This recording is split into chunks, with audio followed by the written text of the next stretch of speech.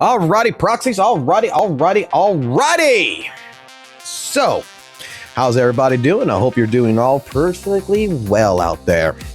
So we're going to record this from the live stream, and we're talking about the Thrall. We're talking about Sobek and the Thrall, this boss fight in particular, because there is a little bit of a dispute, a little bit of a drama, if you would, that is going around with certain individuals out there, talking about pretty much how this boss fight in particular is worse than Defiler. That there's some criticisms that's going out there and different things of that nature, and pretty much it seems like that there is very much mixed opinions when it comes to talking about this boss. Some people think that this boss in particular is shield only for Dylan. Other people think that this boss fight pretty much has too many invulnerability phases. That in regards to everything, you're fighting the time clock and you're not able to enjoy the fight. There is multitudes of different opinions when it comes down to this, and I want to talk about it. So, like we always do, we're going to stop the video right here for a minute, and this is where we're going to have a word from our sponsors. You're looking to snag that next S rank agent on your account, but yet you're out of polychromes and you're about to blow some cash on the in-store shop for some monochromes? Hold up before you top up. If you're playing Zenless Zone Zero, Genshin Impact, Honkai Star Rail, or any gacha game that empties your wallet, LDSHOP's got your back. With LDSHOP, not only you're just topping up, but you're saving money. 27% compared to the in-game store prices. That means more rolls, more chances for your dream agent, and way less pain on your bank account. And the best part? It's fast, it's safe, it's secure. No sketchy logins, no endless waiting. Just pick your game, choose your amount, pay, and boom. Your credits to the account before your pity counter even starts sweating. And here's the kicker for all my viewers out there. You'll save even more with the link down in the description below. So whether you're pulling for Orphe, Lucia, or one of those agents that, RNG keeps teasing you with, don't let the in-game store rob you blind. Top smarter. Save yourself right now by using LDSHOP down in the link below. Alrighty. So we're back here on the topic of conversation revolving around Thrall, and pretty much like we stated before, we're talking about that there is some opinions about this boss that pretty much is negative opinions that there is surrounding it. Now, I have my positive opinions that I'm going to say that I've been talking with the chat about while doing pretty much this fight a couple of different times. This is a boss fight that I honestly really do care for. I really do like. I think that this is actually a very much of an appropriate change. One of the biggest things that I'm going to say like this is that when it comes to this boss fight, it brings in a personality behind it. And this is me going to go ahead and glaze it, right, guys? This is me going ahead and glazing the entire boss fight. I think that this boss fight is really amazing. Okay? This is a very memorable, very interactive boss fight. It's not your standard boss fights that we are accustomed to that has been happening in ZZZ since the dawn of age of Deadly Assault, or in the story mode and everything, from bosses like Butcher, from Pompeii, from the Marionette Twins, from UCC, or even the most recent Wandering Hunter. Thrall is a fight that in particular brings in a personality, whereas other bosses pretty much in the scope of different things here, right? In the scope of what some people would say is that he comes in and he forces you to actually interact with what is going on the screen. Okay? Most other bosses, as we've been seeing in ZZZ, players typically brute force their way through things. They, these bosses allow the players to pretty much ignore their mechanics, and pretty much like if you have like an overpowered character such as like Miyabi with some of the older units and stuff like this, you just get to go ahead and play your character, and the boss doesn't really have a turn. You're playing pretty much a game of checkers, a game of chess, to where the NPC AI opponent you're fighting against never gets a solid turn back. Well, with the regards of like, you know, how HP inflation and everything else is and how older bosses have been growing, this is a boss that pretty much started off with 160 million HP. Correct me if I'm wrong, but that is what I did research, and that's what I believe it was when I was last looked at. But the idea that this boss throws out, the idea that I see that this boss throws out is that, you know, instead of worrying about HP inflation, instead of worrying about everything, you're not going to bully me. You're going to learn to respect me. You need to learn how to take your opportunities. You need to learn when your turn comes into play, not try to override my turn. This is where boss mechanics, this is something that I really, really care about, comes into play. This is why, like, I would say, you know, like when we take a look at older bosses and how they keep getting HP inflation and everything, is because we have players out there that basically takes them out with, you know, straight up M0 units pretty much. And instead of able to update the boss's kits and everything else, instead of making it more a cinematic fight, stuff like this, to try to balance it out to where the player has to engage with the boss, the devs have to scale those bosses, and the best way of doing it without changing those bosses is HP inflation. Like, Thrall is a boss that I don't see would need to have HP inflation put on him in the future. Unless maybe the Void Hunter fucking, like, completely disrupts this. Thrall is what I would consider a very balanced content boss. The cinematic fights, that the cinematic attacks that this boss does, everything else is literally something that I would say, you know, makes the fight feel like it's an actual not a 1v1 per se, but think of like a Western, like a at dusk, you know, showdown or something. Like, the boss at this point in time is legitimately peak.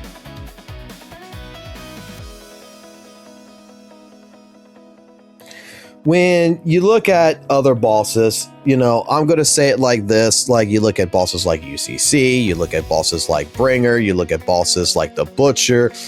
I don't think these bosses are as memorable of a fight as it is. Like, even like with Butcher, I just brute force my way through with an anomaly team. It's over. It's done with. It doesn't matter. I don't play its game. I don't play the game with Pompey. I don't do all the parry assists and everything. I still get 20k points by just brute forcing my way through it. Thrall, you can't exactly do things like that. Now, getting over to glazing and actually going into some of the opinions that I've read and I've seen around the place pretty much, is that there's people out there that feel pretty bad about this boss. That they're actually considering Thrall to be worse than the Defiler when it comes to Deadly Assault and what Deadly Assault has been in the past and what it is now as a current present time. One of the biggest key things that a lot of people will embark on this is the timer. As soon as you start the fight, the timer goes down. It clicks down to 8 seconds until you're able to do anything to the boss. Well, really quickly, let's go into here really quick, right? And I'm just going to go ahead and put in two characters. I'm going to put Yadhari and I'm going to put in Lucia. And I want to explain something very casually. I showed this on the stream already here, which we start this fight, okay? Let me go ahead and really quickly also to come here and let me lower the volume down just a little bit of a hair. Boom, boom, boom. So we come into this fight. Automatically, first point. We're right here already fighting this boss for the next 8 seconds, right?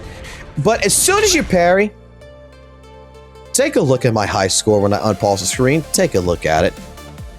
After going ahead and dealing with the pew-pew lasers that's coming from above you and everything else, the time wasting, you know, gimmick mechanics that the boss is doing to you, you get a score of 1500. You get a trade-off in the first 8 seconds, your first performance points of 1,500 given to you for one parry. I'm hearing right now, I've read this yesterday with Rezi and everything, to where the timer starts, you know, he's up in his air doing his thing, shooting the thing, 8 seconds go by. If you defense assist him, you get 5 seconds of him standing on the ground doing nothing, but even if you evasive assist, he continues to attack. Well, you're supposed to parry. You're supposed to play into, you know, interacting with the boss. This is not something that is, I would think that in gamers' minds, is something that is relatively new, because there is games to where you can play it easy by interacting with the bosses, doing some different, you know, mechanical things to make the boss fight easier, or you can make it hard on yourself. Really quickly, a thought that came into my head here is, if anyone's ever played like Star Fox 64, you get to Macbeth. You can fight the boss one of two ways. You can fight the boss until you bring its life bar down to 0, or you interact with what the boss has given you, which is switches. You knock all the switches out, and then it automatically dies, and it shortens down the fight. You have one of two options. The idea of what you're supposed to be doing is you're supposed to be knocking the switches down to kill the boss, so that way you're interacting with the boss fight. This is something that with Thrall in particular, I like. Now, moving on and looking at other different things that's being stated here, is that there is another opinion that has come out with some people that I've seen that is stating that this boss is not made for stunners, it's made for dial-in. Now, I have played this boss fight with dial-in, I have played this boss fight with lighter, I have played this boss fight with Lycon and lighter, I have played this boss fight with Yatari and with Lucia, I have played this boss fight with Ju Fufu, I have played this boss fight many times over, and I disagree hardly that, you know, in any which way, shape, form, that this is a quote-unquote dial-in boss. Does dial-in perform better in this boss fight compared to the other stunners? Yes. Yes, her kit is pretty much for this boss. The boss is somewhat shield, but if you look at opportunities, one thing about this boss fight in particular is we have basically our boy here, our antagonist, and we have a crocodile. And our antagonist right here, if he is nowhere near you, he's nowhere on the ground or whatever, and you're fighting the crocodile is stun immune. Even Dylan's going to have a little bit of issue with that. Lycon's going to have issue, Liza's going to have issue. So that's where your attack agent that you would have, hopefully on your team in that regards, would be providing the damage necessary to knock him out. But the moment you get through the crocodile phase, you got our antagonist that is going to show up right on the screen. I have used Coletta, I have used Lycon, I have used Lighter, I have used Dylan, and I'm going to tell you right now, this son of a bitch builds up so quickly on the stun meter and daze meter that it even says, I believe, if I'm not mistaken, if you even read it, right? That depending on this, when sold back in the Thrall alternative turns, the Thrall gains 1 stack of contract and self-sacrifice. When self-sacrifice stacks up to 3 times, each stack of contract will increase, for example, each contract will increase all attribute anomaly damage resistance by 15%, but each self-sacrifice will increase the stun damage multiplied by 10%, and when he is stalled, damage will increase by 50%. So you even get a multiplier that comes into this. But I think, if I'm not mistaken, I would have to go take a look at Hawkshin or something, because I remember in the leaks that they reduced his defense down and they increased his daze cost, meaning that, like, Coletta, 2 EXs stuns him immediately. Lighter was going ahead straight off the bat with Lycon. I do Lycon's EX, I send Lighter in, do his little multi-punch, and then do 1 DP, boom, he's stunned. This is like the fastest boss to stun. So I have to heavily disagree that, like, you can only use Dylan, that this is made for Dylan. because it was even stated by, from what I read and everything, the idea behind this is that this boss has just a short stun window, a short window to stun and build up daze. And like the question comes in, who can actually build up that daze really quick? Jufufu can, Lighter can, Lycon can, Coletta can, and any stun agent, even Trigger. I even played with Trigger on it, even though it's electric immune. It's electric resist, excuse me. It worked. After this, going on to the next one, we have it to where the next part of the arguments would come in is about the miasma phase, that it is literally a stalling mechanic of him goofing around, because you're going to have to play the fight kind of like miasma priest, where you got to parry in order to go ahead to get to the phase, and it doesn't matter what you do for the very last one, you're going to have to parry. Well, again, you parry, you do an attack. Like what I was doing in the entire fights on here was I would parry and I would just keep hitting my basic attack, or depending on what character was on screen, whether it was Lighter or whether it was Dialin or whether it was Lycon or whatever, I would hit EX and I would still be able to hit the parry because it's free parries it's giving you. It's not like it's draining your parries at this point. And I'm doing damage while I'm parrying and deleting the miasma shield to lower that miasma shield as much as possible, to where when it finally crashes onto the ground, he's got a small little bit of miasma meter left to where I can pop it and he's already dazed, allowing me to basically, just like Defiler, for example, if you do everything with Defiler, basically you are already set up to go ahead and, like for a Hugo, to get ready for a totalization. It's set up. Overall,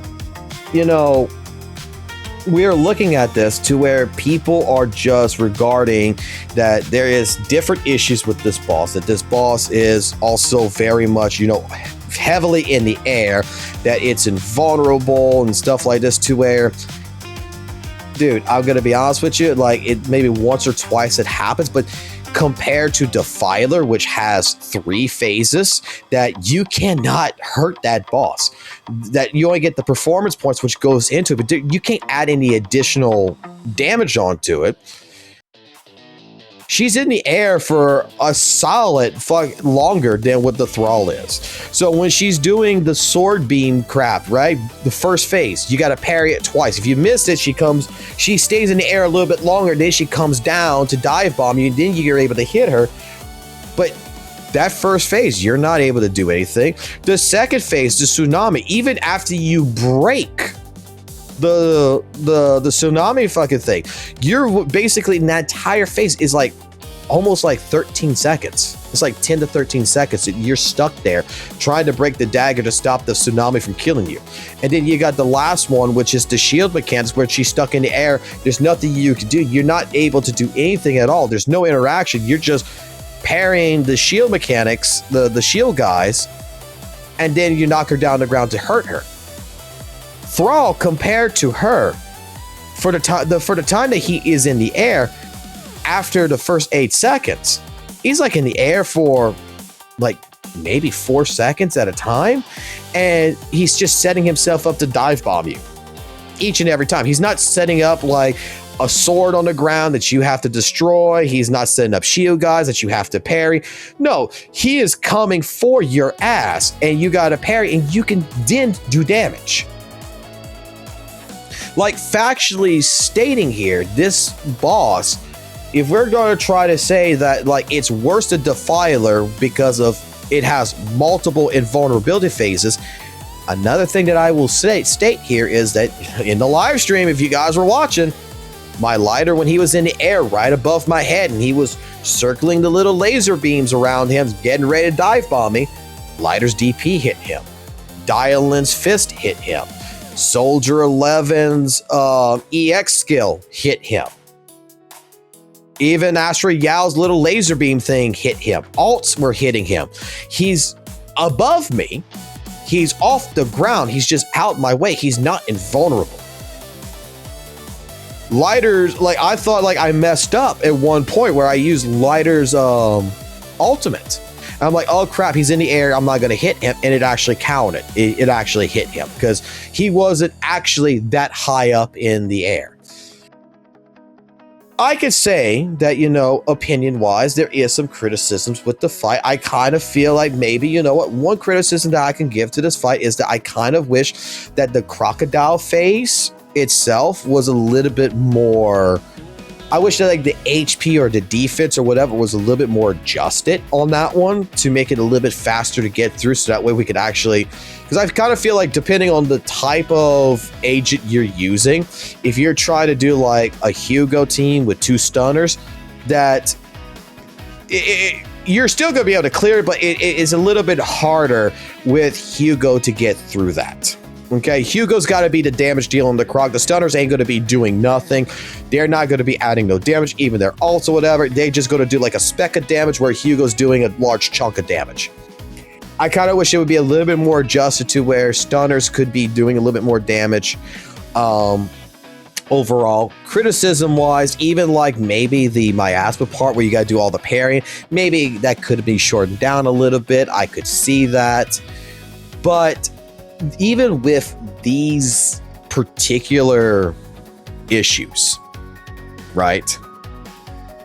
What I'm seeing right now is there is people who is really nitpicking on this, not just what I feel is honest to God criticism, but dare I say feels more like it's doom posting, and they're sarcastically, you know, trying to derive that this is the worst thing, that they hope that the next boss that comes out is going to have a 2-minute invulnerability phase, stuff like this.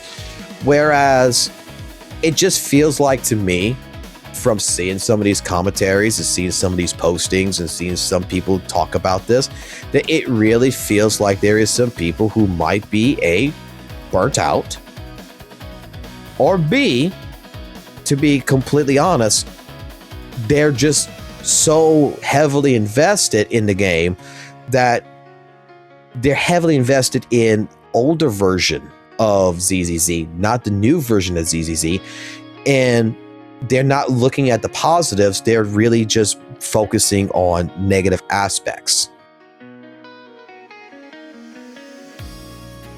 That's like really what my take on this is, because granted, I think that this is a great boss fight. I think that this boss fight is something that brings in personality. It brings in me as a player to have to engage with the boss, to look for my opportunities, to be able to manipulate things so that way I can achieve what I'm trying to achieve, whether that is a score over 20k, just to clear it. I think that it is a very good boss fight.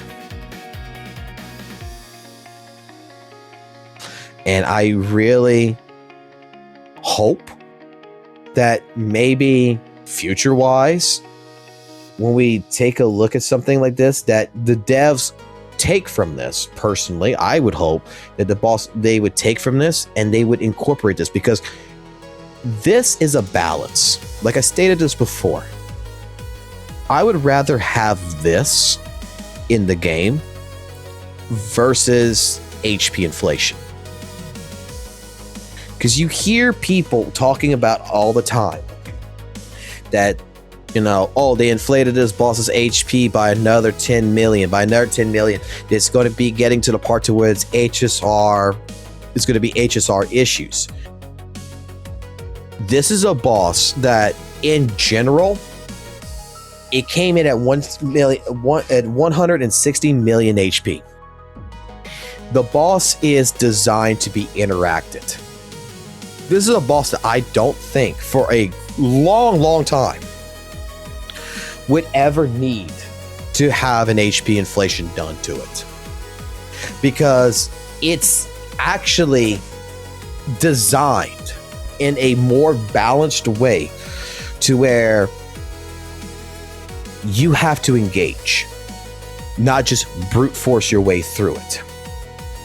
And I would hope that when we're arguing and when we're talking about this, that we're remembering how bosses and arguments of HP inflation is going around, that it's either going to be one of the other. Either we get bosses like the Wandering Hunter that's created to where it's just going to be an aggressive boss that you pretty much can be wailing on, but in over time is just going to completely get considerably stronger and stronger and stronger with HP inflation, and it's just going to get considerably worse over time in that regards? Or do we get bosses that maybe that we can balance the HP a lot better for all the units by making it to where where the boss doesn't allow you to brute force, it allows you to interact and to pretty much capitalize on damage at certain points to make it more of a cinematic experience. Again, I know that maybe there's going to be several people out there who's not going to agree with my opinion. I completely get it. I'm just saying that factually speaking here, that I don't think that this is a... Factually speaking, no, this is not a worse boss than the Defiler. Okay? Maybe in your opinion, it's a worse boss than the Defiler, but this boss is embodying pretty much an interaction between player and mechanics. And I think that this boss was done very, very well. This was done better, 100 times better than the Defiler. Any day. And I would just hope that future-wise, that when we're talking about DA and we're talking about bosses, that we also recognize that, dare I say, the last DA boss, everybody loved it. You know, I was bored with it, but everybody pretty much loved that boss. It's an easy to complete boss. There's no gimmick behind it. It's just go wail on it and have fun that way. I would hope that there would be people out there that would be willing to compromise. That, can we not have both? Can we not have it to where DA would provide us with, you know, some weaker bosses and some cinematic bosses? I mean, what's wrong with that? So, maybe we can learn to engage a little bit more in the conversation where we can try to understand that even if there's things that we don't like, that we can learn to compromise.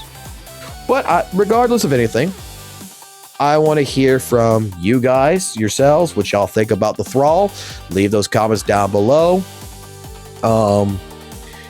Like always, keep it classy, keep it jazzy, always keep it real. And we will catch you back right here on the channel later on. Peace.